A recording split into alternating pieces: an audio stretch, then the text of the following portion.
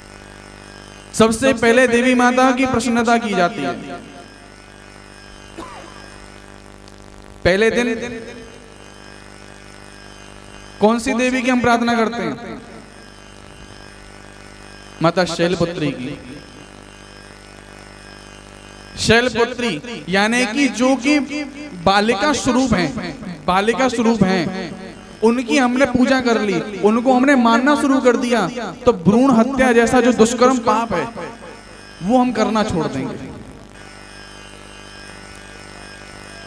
और दूसरे नंबर पे ब्रह्मचारिणी। जब बालिका 1 वर्ष से लेके 12 या 13 वर्ष तक अपने ब्रह्मचर्य में रहती है, उसको ब्रह्मचारिणी कहते हैं। तीसरे नंबर पर चंद्रघंटा। इनकी आराधना हम क्यों करते हैं? क्योंकि चंद्रमा जैसी शीतल छाया जो होती है माता के आंचल में हमें मिलती है। किसी भी बालक के लिए सबसे ज्यादा शीतल छाया क्या होगी? उसकी माँ का आंचल।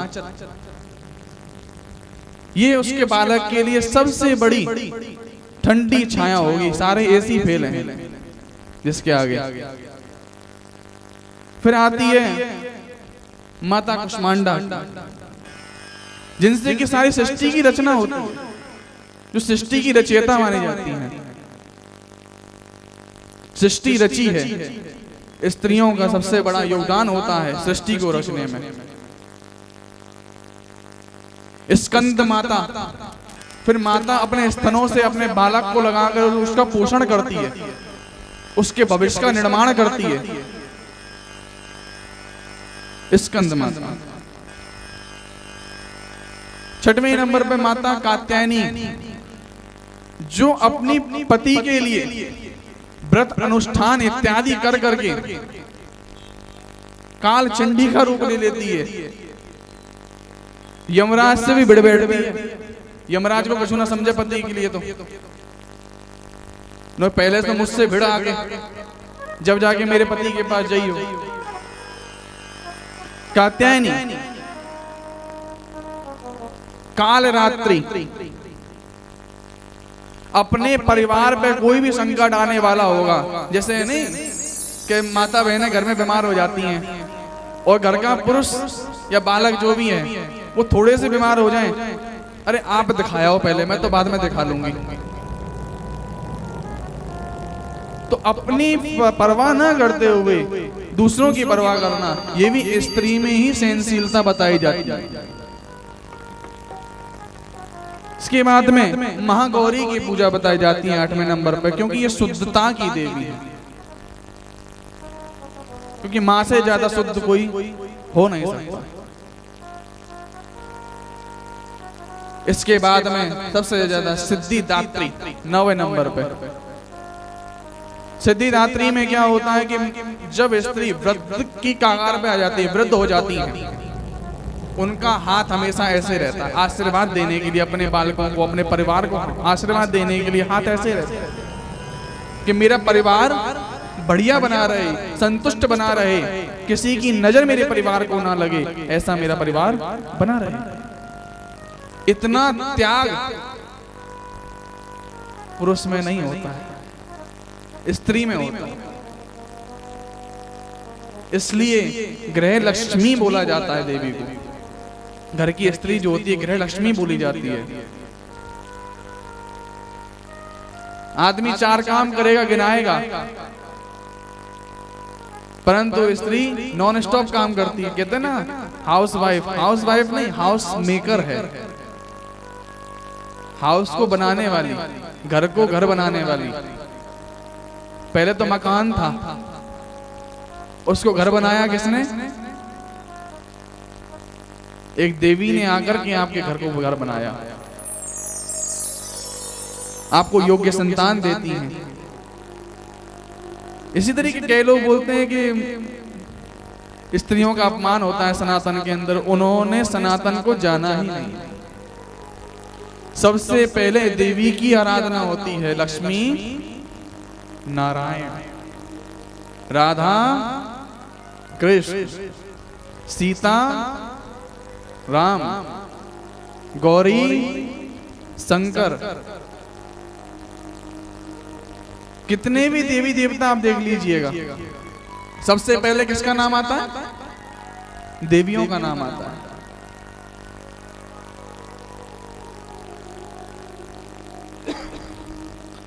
अभी और ऐसे ही कुछ लोग बोलते हैं कि हमारे जो हम भोग लगाते हैं भगवान को, क्या भगवान आपके भोग ग्रहण करते हैं?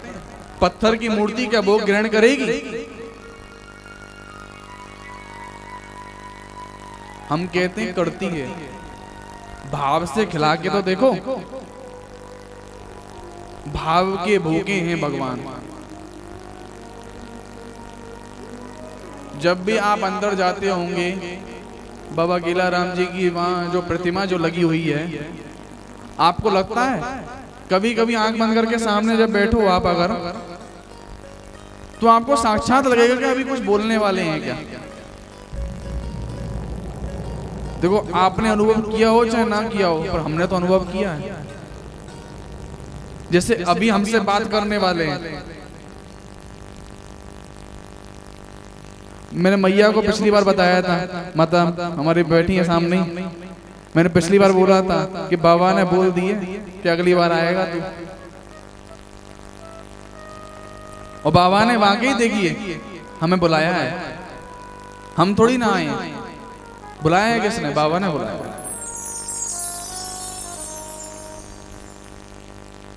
तो कुछ लोग जब बोलते हैं कि आपके भगवान क्या भोग ग्रहण करते हैं, उनसे बोले करो हाँ भोग ग्रहण करते हैं। लोग कैसे भोग ग्रहण करते हैं? नो कि भगवान श्री कृष्ण गीता के 9वें अध्याय के 26वें श्लोक में स्वयं बता रहे हैं, पत्रम पुष्पम फलम तोयम यो मे भक्त्या प्रयच्छति तदहं भक्तयोपय तं शनामि प्रतात्मना।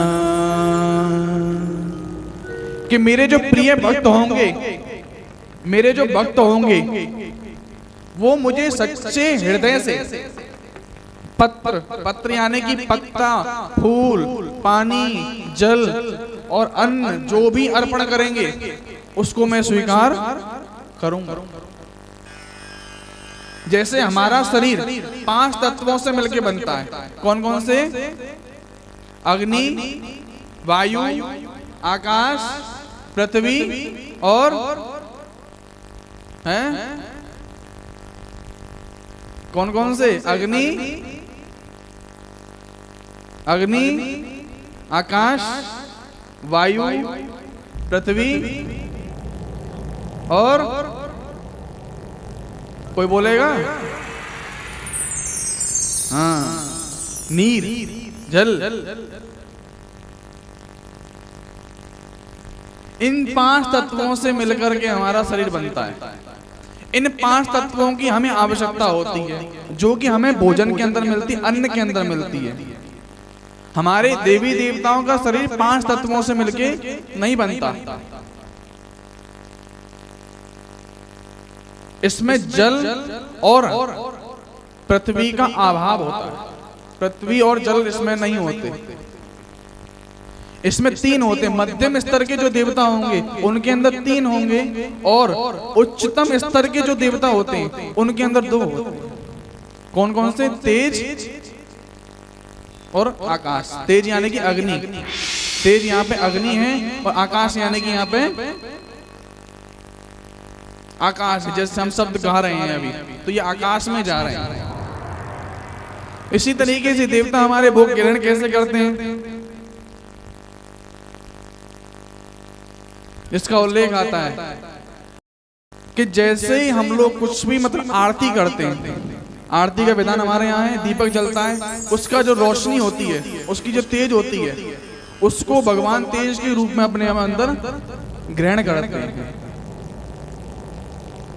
और शब्द जैसे हम लोग आरती गाते हैं, मंत्रोच्चारण करते हैं, कीर्तन करते हैं, भजन करते हैं, ये सारे जो हैं शब्द यानी कि आकाश के रूप में गिने जाते हैं, जो कि भगवान इसको भी भोग के रूप में ग्रहण करते हैं।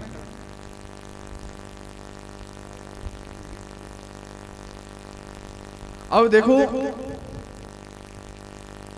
सबके जीवन में कभी ना कभी कठिनाई तो आती है। ऐसा कोई व्यक्ति नहीं होगा कि अपने जीवन में कोई भी असफल ना हुआ हो। कोई भी काम आपने शुरू किया और आप असफल ना हुए हो, ऐसा कोई भी व्यक्ति हो नहीं सकता। कोई है क्या? कोई भी काम आपने स्टार्ट किया हो, आपको असफलता पहले देखनी पड़ेगी। परंतु एक ऐसे हैं जिन्होंने कभी असफलता का मुंह देखा ही नहीं। कौन है? हनुमान जी। हनुमान जी ने कभी भी असफलता का मुंह कभी नहीं देखा। एक समय की बात है, राम रावण युद्ध चल रहा था। राम रावण युद्ध जब चल रहा था ना, उस दौरान क्या हुआ? उस दौरान में रावण ने देखा कि मेरी सेना का नाश हो जा रहा है। ये हनुमान जो है आगे से तो मारता ही है, पीछे इसकी पूंछ भी कमाल करती है। पूंछ में लपेट लपेट के मारता है। हाथों से मारे तो ठीक, गदा से मारे तो ठीक, पूंछ में लपेट लपेट के मार रहा है। नो, मेरी सेना बचे तो बचे कैसे? तो उन्होंने युक्ति लगाई कि मेरे पास में ऐसे 1000 राक्षस हैं जो कि अमर हैं, वो मर नहीं सकते, और यहाँ पे हनुमान जी भी अमर हैं, इनकी मृत्यु नहीं बताई गई।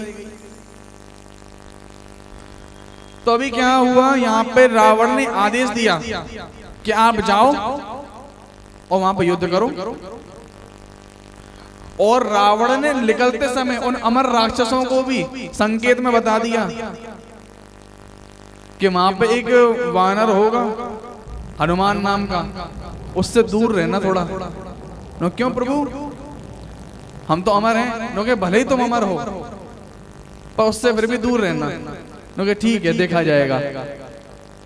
उन 1000 राक्षसों ने बात नहीं मानी, गए। अब विभीषण ने जाकर के राम जी को बताया कि भगवान, हम लोग युद्ध तो कर सकते हैं, चिरकाल तक युद्ध कर सकते हैं, परंतु जीतना असंभव है। हम जीते इसका कुछ दृढ़ निश्चय नहीं कर सकते। तो उन्होंने कहा कि क्या किया जाए? हनुमान जी कहते कि दास आपके सामने खड़ा है, आज्ञा दीजिए। उन्होंने कहा, हे हनुमान, तुम लड़ोगे कैसे? वो अमर हैं। क्योंकि आप दास पर छोड़ दीजिए, लड़ना मेरा काम है। आपके प्रताप से मैं उनको पहुंचाया हूं अपने यथा स्थान पर। ऐसा ही हुआ।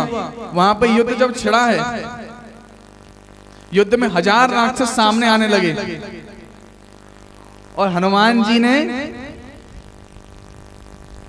उनको पूंछ में लपेटा। मर तो सकते नहीं है।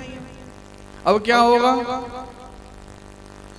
उन राक्षसों ने कहा कि हनुमान देखो, आप अनीति कर रहे हो, हमें ब्रह्मा जी का वरदान है, हम मर नहीं सकते। क्योंकि फिर तो और अच्छी बात है। पूंछ में लपेट करके पृथ्वी से इतने ऊपर उड़े, जैसे गुरुत्वाकर्षण जहां अंतरिक्ष आता है ना, वहां तक पहुंच गए, और वहां जाकर के उनको छोड़े आए। लो, बने रहो अमर, तुम मर सकते नहीं हो, नीचे आ नहीं सकते। 1000 राक्षसों को वहीं की वहीं छोड़े आए हो। जब ही तो कहते हैं, संकट कटे मिटे सब पीरा, जो सुमरे हनुमत बलबीरा। जहां भी संकट हो, किसी भी प्रकार का संकट हो, हनुमान जी का नाम याद कर लेना। और एक उपाय बताएं, घर में कभी संकट ना आए और धन लक्ष्मी आ जाए, कौन नहीं चाहेगा? महाराज जी जल्दी बताओ इस काम को, तो कथा बाद में कहीं हूं, जा काम है पहले बताओ। 2 कटोरी लेना, एक कटोरी के अंदर जल लेना थोड़ा सा, उसके अंदर गंगा जल की 2-3 बूंदें डाल देना, पूरा गंगा जल बन गया। खाली कटोरी बगल में रखना। हनुमान चालीसा में 3 दोहे हैं, 2 तो शुरू में और 1 आखिरी में, और 40 चौपाई हैं। टोटल कितने हो गए? 43 चम्मच। उसमें से एक दोहा बोलना है, एक चौपाई बोलनी है, उठा करके उसमें दूसरे में डालना है। और जो जल बनेगा उसको पूरे गल में छिड़काव करना है, और जितने घर में मेंबर हों उन सबको थोड़ा थोड़ा पिला देना। 1 महीने के अंदर इसका परिणाम है। कुछ भी संकट हो घर के अंदर, कुछ भी रोग हो शरीर के अंदर, सारे इन चीजों से निवारण हो जाता है। कहते हैं ना रामबाण दवाई, ये रामबाण दवाई है। इसी तरीके से अमर बने रहे। अब देवताओं का शरीर जैसे हमने बताया कि 5 तत्वों का नहीं होता है, 2 तत्वों से मिलके बनता है। ऐसे ही पूजा पद्धति में हमारे में रक्षा सूत्र बांधने का एक नियम है। रक्षा सूत्र यानी कि कलावा, कलाई में बांधने के कारण इसको क्या बोलते हैं? कलावा बोलते हैं इसको। कई जगह मोली भी बोलते हैं। तो इसको अविवाहिता और पुरुष सीधे हाथ में बांधे, ये उल्लेख होता है इसका। और जो विवाहिता हैं, जिनकी शादी हो गई है स्त्रियों की, वो अपने उल्टे हाथ में इसका प्रयोग करते हैं। इसमें मुख्यतः 3 रंग होते हैं, लाल, पीला और हरा। ये त्रिदेव और त्रिदेवियों का मिलन बताया जाता है। इसमें तीनों का योग बताया जाता है। और ये कुछ भी हमारे हाथ से अनित कार्य ना हो जाए, इससे हमें रोकता है। और जब आप ये रक्षा सूत्र पहनते हैं तो उस समय मंत्र क्या बोला जाता है? ये न बद्धो बलि राजा दानवेंद्रो महाबले, तेन तो वामनो बदनामी रक्षे माचल माचल। इस मंत्र को बोलने से आपके संकट इत्यादि सब कटते हैं।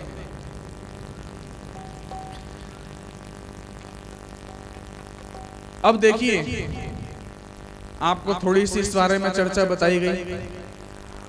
अब एक चर्चा आप सुनिए कि पांडव महाभारत में आते हैं। अब महाभारत में आने पे हमें क्या देखने को मिलता है कि पांडव जो थे, इनको देव अंश कहा जाता है, कि देवताओं के ये अंश हैं। देवताओं के अंश से ये हुए हैं। लोग ऐसा क्यों? देवताओं के अंश से कैसे हुए ये लोग?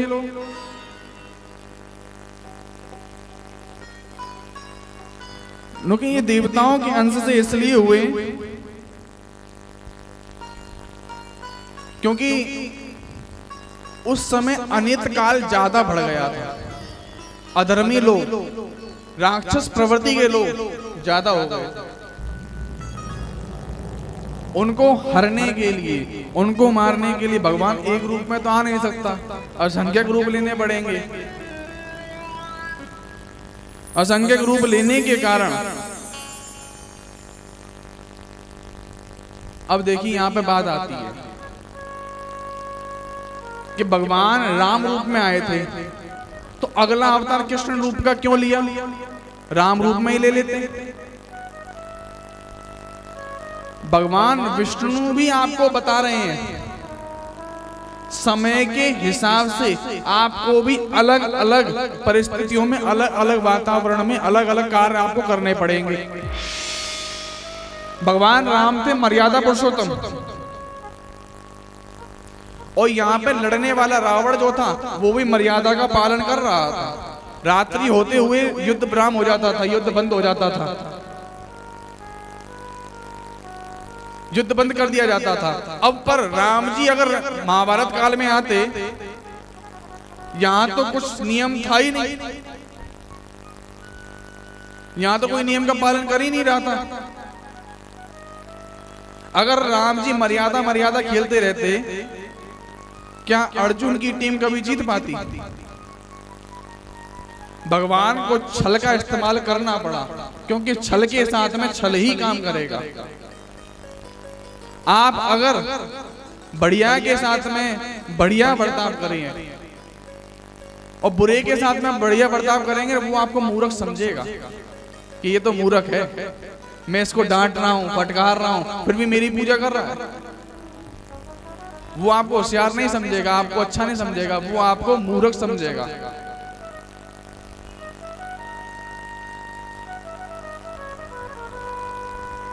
इसीलिए कभी भी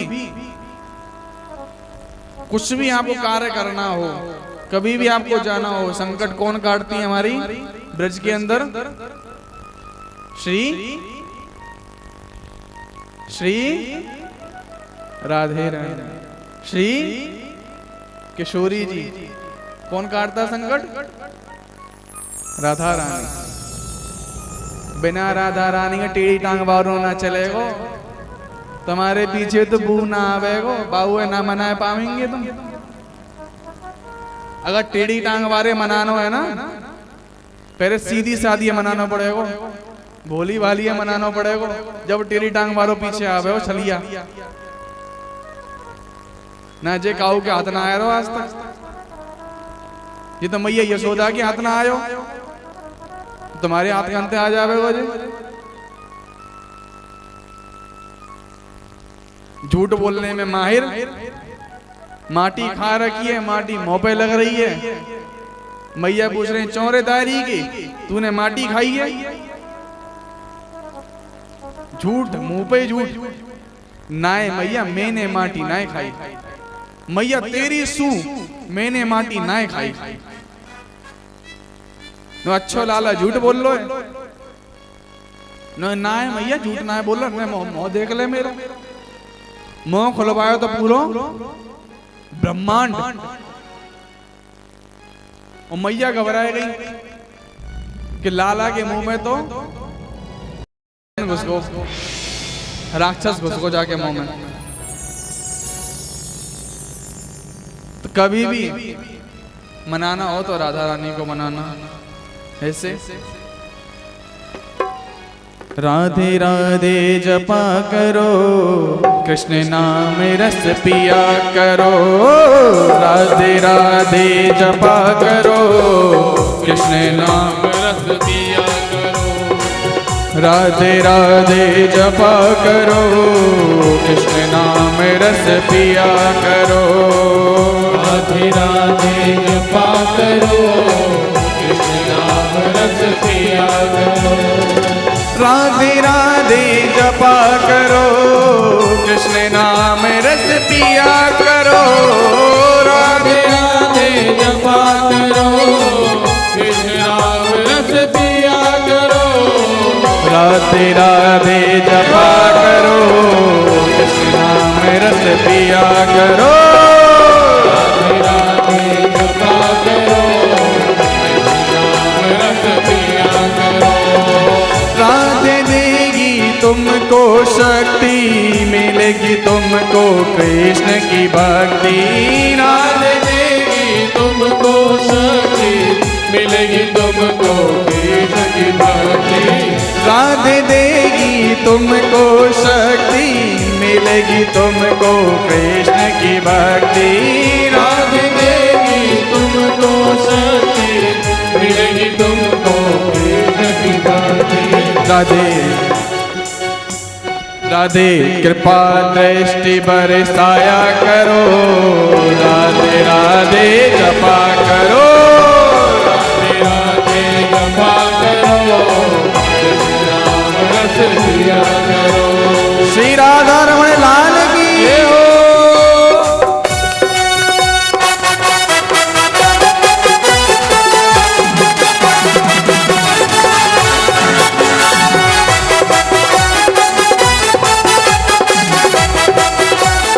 सरकार की जय हो।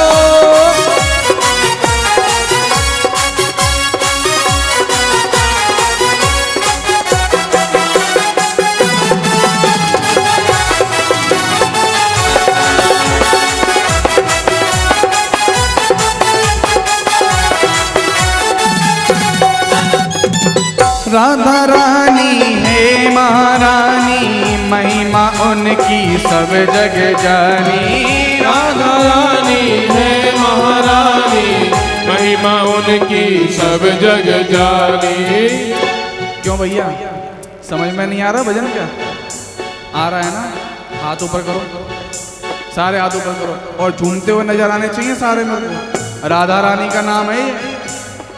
देखो हाजिरी अभी लगवानी नहीं लगवानी? लगवानी है। वृंदावन पहुंचना है, बैठे बैठे वृंदावन पहुंचना है, यहीं बैठे बैठे पहुंचवाएंगे।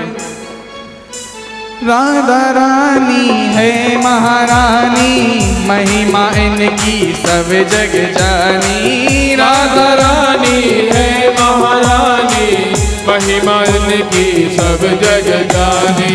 राधे चरणों में चीत लगाया करो, राधे राधे लगाया करो, राधे राधे जपा करो, राधे जपा करो, कृष्ण नाम रस पिया करो। राधे राधे जपा करो, कृष्ण नाम रस पिया करो। राधे राधे जपा करो, कृष्ण नाम रस पिया करो। ब्रजमंडल में गूंज है राधे, कृष्ण की ये तो प्राण आधारे। कृष्ण की गूंज है राधे, कृष्ण की गूंज है राधे। ब्रजमंडल की गूंज है राधे, कृष्ण की ये तो प्राण आराधे। कृष्ण में गूंज है राधे, कृष्ण की ये तो प्राण आराधे। ऐसी योकर छवि को ध्वस गाया करो, राधे राधे जपा करो, राधे राधे जपा करो, कृष्ण नाम रस पिया करो।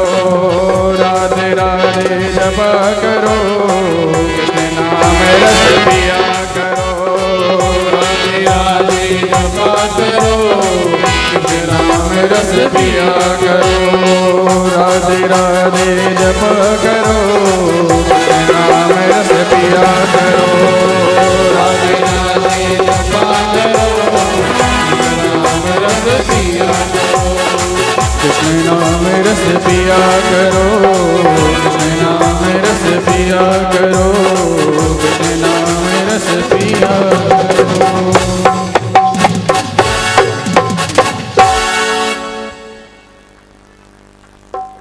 भोली भाली सीधी सादी, वो है सबसे न्यारी न्यारी। भोली भाली सबसे प्यारी, वो है सबसे न्यारी न्यारी। राधे चरणों में शीश झुकाया करो, राधे राधे जपा करो, राधे राधे जपा करो, कृष्ण नाम रस पिया करो। राधे राधे जपा करो, कृष्ण नाम रस पिया करो।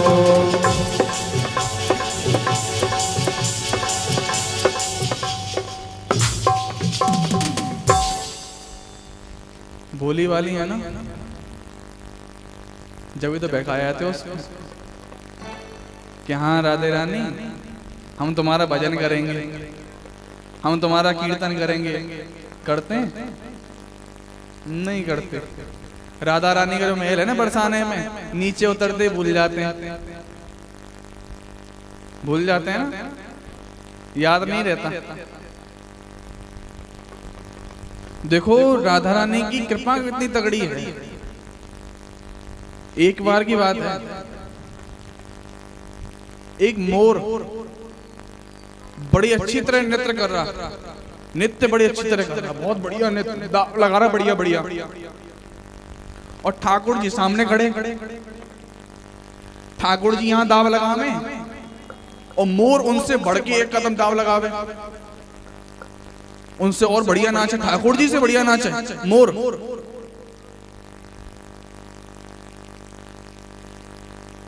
क्योंकि ऐसे बहुत देर तक चलता रहा, ठाकुर जी बढ़िया दाव लगावे और यहाँ मोर जो है और बढ़िया दाव लगा दे। अब ठाकुर जी से राह नहीं क्या आना चौबे नो कि हमारा ही सिखाया हुआ और हम ही को पढ़ा रहा है नो कि नहीं प्रभु मैं आपका पढ़ाया हुआ नहीं हूं नो कि इतना अच्छा नृत्य तू कर कैसे तेरा गुरु कौन है नो कि एक से एक तू दाव लगा रहा है तेरा गुरु कौन है कहां है तेरा गुरु। और ऐसे ही जाते जाते जाते जाते मोर ठाकुर जी को अपने पीछे ले लेके जाता है और कुंज की जो झाड़ियां हैं हमारे ब्रज में कुंज की झाड़ियां बोली जाती है।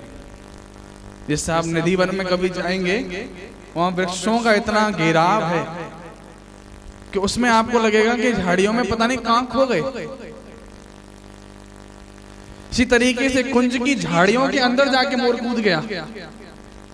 अब मोर कूदा है ठाकुर जी ने झाड़ियों को जब हटा के देखा ठाकुर जी को मूर्छा आ गई। ठाकुर जी बेहोश हो गए क्योंकि कौन क्या देख लिया ऐसा किशोरी जी नृत्य कर रही हैं। यहाँ कुंज की झाड़ियों के पीछे किशोरी जी जो है नृत्य कर रही हैं और एक से एक दाव लगा रही हैं। आज ठाकुर जी उस मोर के हाथ जोड़ के बोलते हैं कि बलिहारी जाऊं तेरे मोर तूने मोर जाको नृत्य दिखाए दो नो के तेरो मेरे पे एहसान रहेगा पूरे जीवन भर तेरा एहसान रहेगा मेरे ऊपर। और एहसान चुकाने के लिए मैं तेरा जो पंख है उसको मैं अपने शीश पे धारण करूंगा अपने मुकुट में मैं तेरे पंख को धारण करूंगा।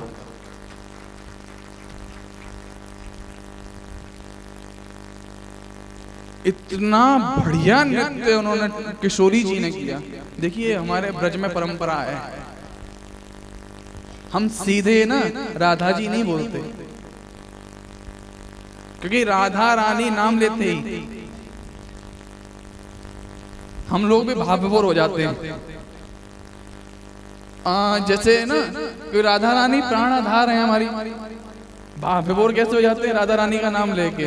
तो इसीलिए हम श्री जी बोलते हैं किशोरी जी बोलते हैं श्यामा जी बोलते हैं लाडली जी बोलते हैं लाली बोलते हैं कभी राधा रानी साक्षात नहीं बोलते क्योंकि यही उल्लेख आता है ना जैसे भागवत के अंदर ना जैसे आप देखेंगे व्यास जी बोला गया है ना कृष्ण जी बोला गया है पाराशर जी बोला गया है परंतु एक बोला गया है श्री सुखदेव जी श्री सुखदेव जी बोला गया है। श्री सुखदेव जी क्यों बोला गया सुखदेव जी के आगे श्री क्यों लगाया गया श्री इसलिए लगाया गया कि राधा रानी का नाम भागवत में कहीं भी नहीं है। पूरी भागवत में 12 स्कंद 335 अध्याय और 18,000 श्लोकों में राधा रानी का नाम ही नहीं है। क्यों जब परीक्षित जी को जब सुनाने बैठे थे सुखदेव जी उन्होंने बताया कि राधा रानी में नाम लूंगा अगर राधा नाम लूंगा तो मैं 6 महीने की समाधि में चले जाऊंगा अश्रु मेरे रुकेंगे नहीं तो मैं कथा तेरे को कब सुनाऊंगा और 7 दिन के अंदर परीक्षित की मृत्यु है यहाँ पे क्योंकि मैं तेरे को कथा कब सुनाऊंगा। तो उन्होंने यहाँ पे उल्लेख निकाला कि हम यहाँ पे श्री का प्रयोग करेंगे यहाँ वधु का प्रयोग करेंगे यहाँ पे हम लोग श्यामा जी का प्रयोग करेंगे परंतु राधा रानी हम लोग साक्षात नहीं बोलेंगे। राधा रानी नहीं बोला उन्होंने कभी भी। और ब्रज के अंदर कभी जाओ ना तो आप भी राधा रानी मत बोलना उनको इतना प्यारा लगता नहीं है नाम उनको प्यारा पता कौन सा नाम लगता है श्यामा जी किशोरी जी लाडली जी। तो जब मोर ने इतने बढ़िया बढ़िया दाव लगाए ना बढ़िया बढ़िया दाव लगाए हैं मोर पे बलिहारी हो गए भगवान। और मोर पंख कहां धारण किया अपने शीश पे अपने मुकुट में। और आज भी कान्हा जी के हम लोग कभी मोर मुकुट लगाते हैं मोर मुकुट अलग होता है वो कितने सुंदर लगते हैं ठाकुर जी। क्योंकि ब्रज के अंदर तो मोर बोलते रहते हैं ना।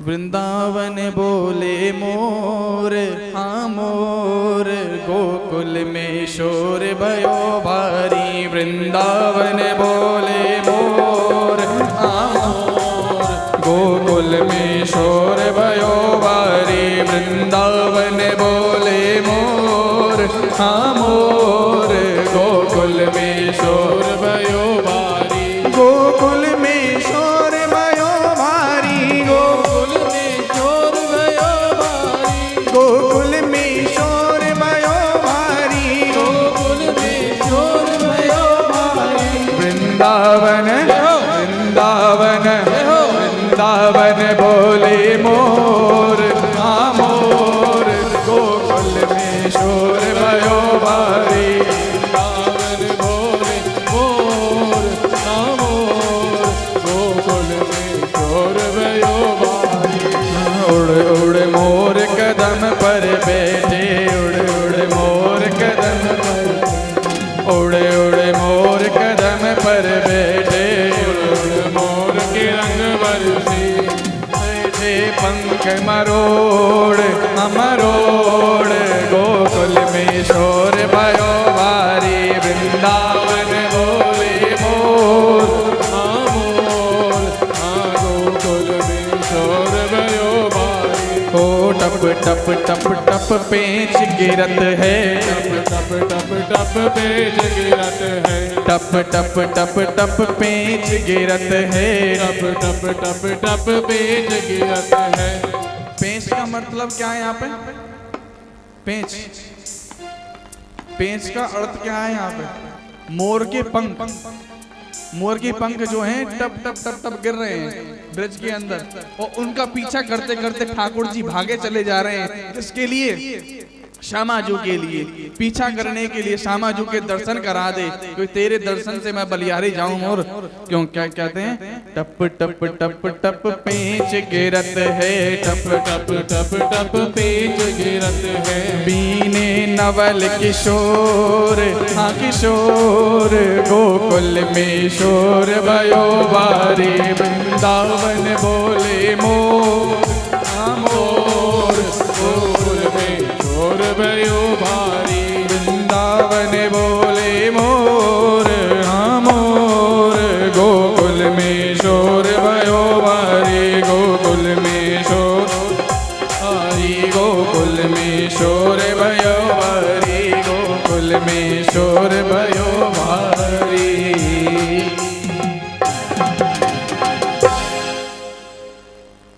इन पेंचन को मुकुट बन्यो है, क्या बना है? इन पेंचन को मुकुट बन्यो है, इन पेंचन को मुकुट बन पहने, कौन पहन रहा है इसको? और पहने नंद किशोर, हाँ किशोर, गोकुल में शोर भयो भारी। वृंदावन बोले मोर, हाँ मोर, गोकुल में शोर भयो भारी। गोकुल में शोर भयो भारी, गोकुल शोर भयो भारी। बोलिए श्री सांवरे सरकार की जय हो, बोलिए श्री राधा रानी सरकार की जय, बोलिए श्री सांवरे सरकार की जय। जय जय श्री राधे। ऐसे ना मानेंगे, अभी हाथ उठे आधे। जय जय श्री राधे, अभी भी हाथ उठे आधे। जय जय श्री राधे, जय जय श्री राधेशा। ब्रजवासी हैं, पूरी रात हाथ ऊपर करवा के जय जय श्री राधे करवाते रहेंगे। देख लो सजा मिल जाएगी, एक बार में कर ले करो हाथ ऊपर करके जय जय श्री राधे। ना तो ऐसी सजा देंगे हाथ ऊपर करके। अमर जी हाथ ना उठाए रहे, हाथ उठा के जय जय श्री राधे नहीं बोल रहे, इनके दोबारा बोलेंगे जय जय जय जय श्री राधे, जय जय श्री राधे। देखो जितने हाथ ऊपर उठेंगे, पिछली बार भी बताया था ना मैंने, क्योंकि पता नहीं हमारे हाथ उठ रहे हों और राधा रानी के चरण वहीं हों और उनके चरणों को हम छू लें और हमारा उद्धार वहीं की वहीं हो जाए, बांके बिहारी के चरणों में। जय हो। तो ये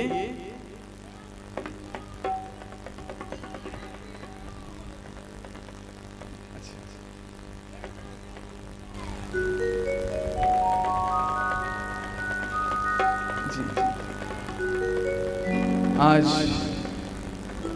बड़ा ही अद्भुत दृश्य है।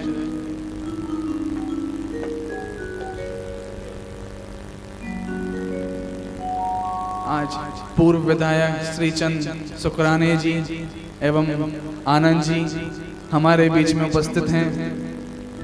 हम बड़े सौभाग्यशाली समझते हैं अपने आप को कि आप लोगों के दर्शन हमें हो रहे हैं, कि आप लोगों का सानिध्य हमें मिल रहा है।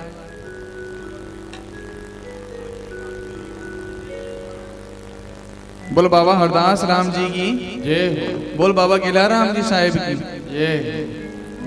बोल बाबा कंवर राम जी साहेब की जय। हम कहाँ चल रहे थे, किन के बारे में बताना चाह रहे थे हम?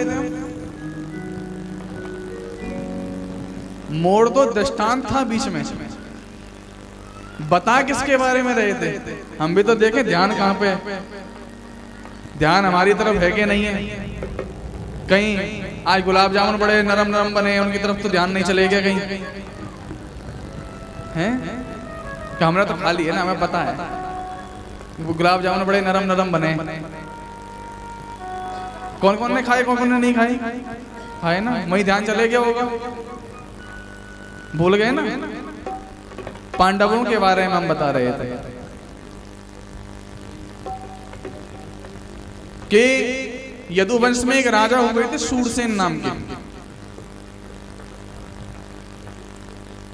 और उनके एक फुफेरे भाई थे कुंती भोज। अब ये शूरसेन जी कौन थे? वसुदेव जी के पिताजी। वसुदेव में और वासुदेव में अंतर है। वसुदेव कौन है? कृष्ण जी के पिताजी। और वासुदेव कौन है? स्वयं श्रीमन नारायण श्री कृष्ण जी, स्वयं वासुदेव। तो शूरसेन जी जो थे, उनके जो फुफेरे भाई जो थे कुंती भोज, उनके कोई संतान नहीं थी। तो यहाँ पे शूरसेन जी ने वादा कर दिया था, उनको वचन दिया था कि मेरे जो भी पहली संतान होगी मैं तुमको वो दे दूंगा। शूरसेन जी की कन्या उत्पन्न हुई, उनका नाम उन्होंने प्रथा रखा था, और वो प्रथा जो है अपने फुफेरे भाई कुंती भोज को उनको दे दी। और कुंती भोज को देने के कारण उनका नाम क्या हुआ? कुंती। कुंती नाम हुआ। और धर्म कन्या होने के नाते, धर्म कन्या मतलब गोद ली हुई बेटी, धर्म बहन कहते हैं ना, जैसे मुंह बोली हुई बहन, धर्म माता, मुंह बोली माता, है ना? तो इसी तरीके से इनका नाम कुंती रखा गया, और धर्म कन्या होने के कारण इनको कार्यभार सौंपा गया, क्या आप अतिथियों का सत्कार करेंगे। तो ये जितने भी ऋषि मुनि घर में आते थे उनकी सेवा करती थी, उनकी पूजा करती थी। एक बार घर में दुर्वासा ऋषि आ जाते हैं। दुर्वासा ऋषि सबसे ज्यादा क्रोधी हैं, गुस्सा नाक पे बैठा रहता है, कब जाने श्राप देते हैं आपको।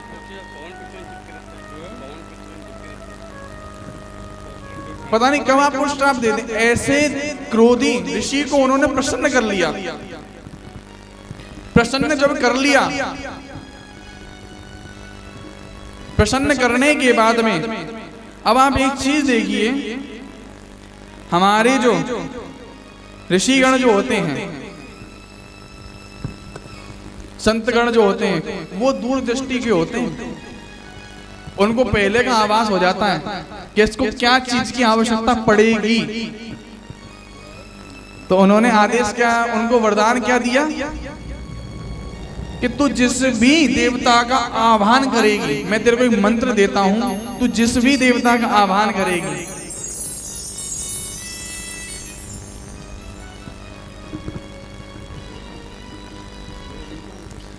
जिस भी देवता का आह्वान करेगी उससे तेरे को एक पुत्र प्राप्त होगा।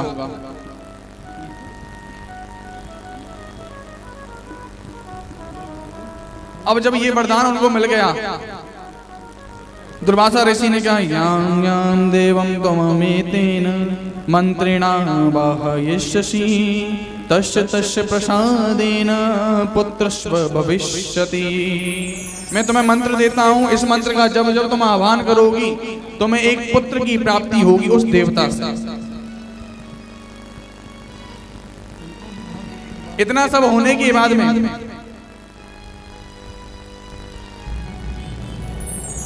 अब आगे स्वयंवर का आयोजन किया गया कुंती भोज के द्वारा। किसके लिए? कुंती के लिए। और कुंती ने किनको पसंद किया? कुंती ने भरत वंश शिरोमणि पांडु को अपना वर नियुक्त किया था, वर चुना था। पहली पत्नी पांडु की कुंती थी और दूसरी पत्नी मद्र देश के नरेश साल्व जो थे उनकी बहन माद्री, उनसे उनका दूसरा विवाह हुआ था। पांडु ने बहुत सारे युद्ध लड़े, अपना चक्रवर्ती राजा हो गए, सारे विश्व में उनका एक छत्र राज था।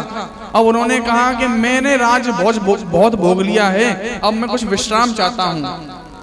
अपना समय मैंने अपनी पत्नियों को नहीं दिया, आज मैं अपना समय अपनी पत्नियों को देना चाहता हूं कुछ समय। तो उन्होंने निश्चित किया कि मैं अपना राजपाट पे, अपनी गद्दी पे अपने भाई जो हैं, जो कि नेत्रहीन है धृतराष्ट्र, उनको अपनी गद्दी पे नियुक्त करता हूं। मैं कुछ समय के लिए, जब तक मैं नहीं आता हूं, जब तक मेरे भाई इस राज्य का पालन करेंगे, इस राज्य में जो भी निर्णय लेंगे वो ये लेंगे। मैं जाता हूं कहां पे? वन में। वन में जाते हैं, कुछ समय तक विहार चलता रहता है दोनों को। एक समय क्या होता है कि पांडु आखेट करने के लिए, आखेट यानी कि शिकार खेलने के लिए जाते हैं। शिकार खेलते खेलते एक जो जोड़ा था, पांडु ने उन पे अपना बाण चला दिया और उस समय उनकी मृत्यु हो गई। और ये हिरण कोई और नहीं थे, ये ऋषि दंपति थे। ऋषि थे और उनकी पत्नी थी, जो हिरण के रूप में अपना विहार कर रहे थे, वन में विचरण कर रहे थे। अब जब बाण लगा है तो ऋषि ने श्राप दिया कि तूने मुझे स्त्री सहवास के समय बाण मारा है, जा तेरी मृत्यु भी स्त्री सहवास में जब तू जाएगा उस समय तेरी मृत्यु हो जाएगी। स्त्री के पास जब तू जाएगा जब तेरी मृत्यु हो जाएगी।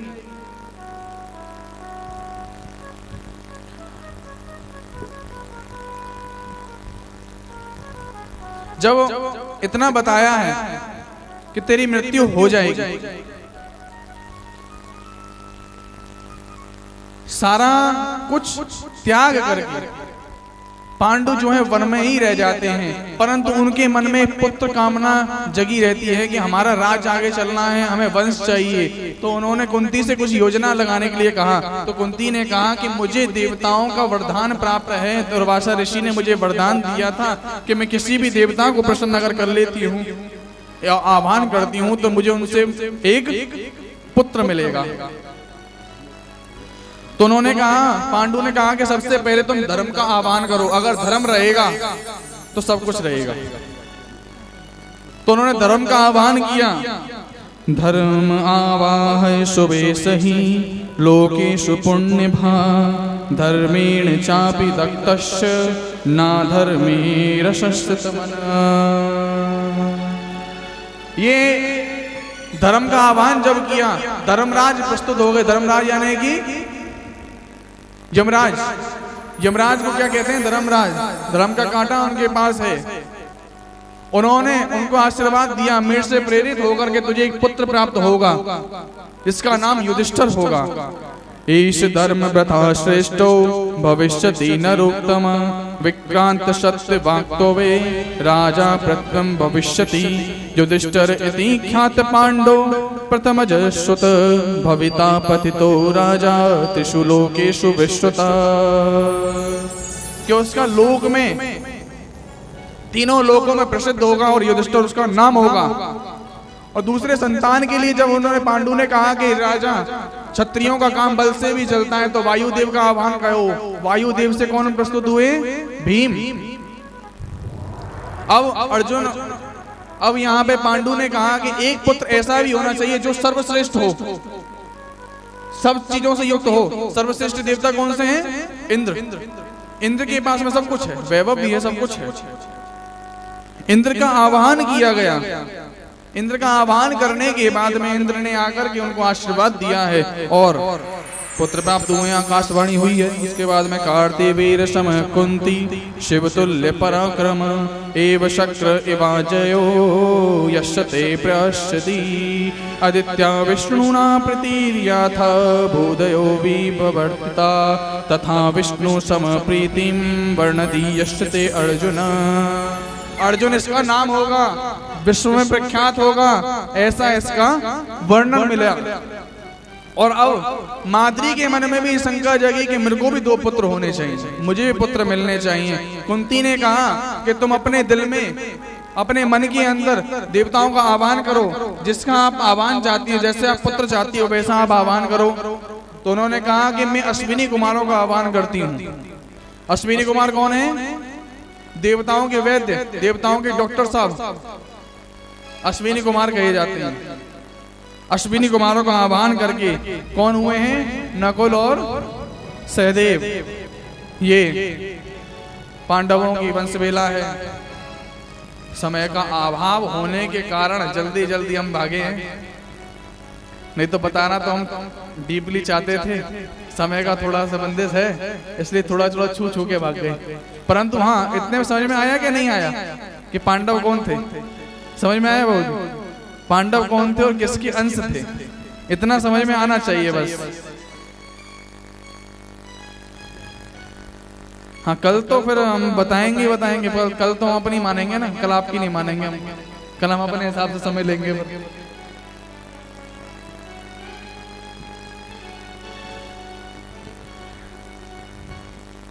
तो आज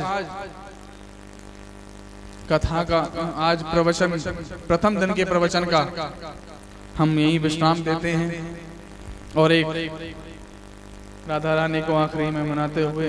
देखो जी, बिना राधा रानी के काम ना चले। जितने भी भजन गा ले मैं राधा रानी के उतने ही कम है। अब कह रहे होंगे महाराज जी ने शुरू से राधा रानी के भजन गाए हैं आज सारे। कन्हैया को देखो ना गायो, कन्हैया तो ऑटोमेटिक आ जावे राधा रानी में, तो गावे की जरूरत ही ना है। ओ तीनों लोकन से न्यारी, तीनों लोकन से न्यारी राधा रानी हमारी। तीनों लोकन से न्यारी राधा रानी हमारी। रानी हमारी महारानी हमारी, रानी हमारी महारानी हमारी, रानी हमारी महारानी हमारी, रानी हमारी महारानी हमारी। तीनों लोकन से न्यारी राधा रानी हमारी। तीनों लोकन से न्यारी राधा रानी हमारी। सर्वेश्वरी जगत कल्याणी, सर्वेश्वरी जगत कल्याणी। ब्रज की मालिक राधा प्यारी, ब्रज की राधा रानी।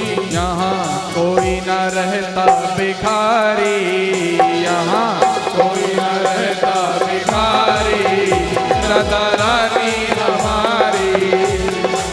कोई न रहता भिखारी राधा रानी हमारी। तीनों लोकन से प्यारी राधा रानी हमारी। तीनों लोकन से प्यारी राधा रानी हमारी। जय राधे राधे।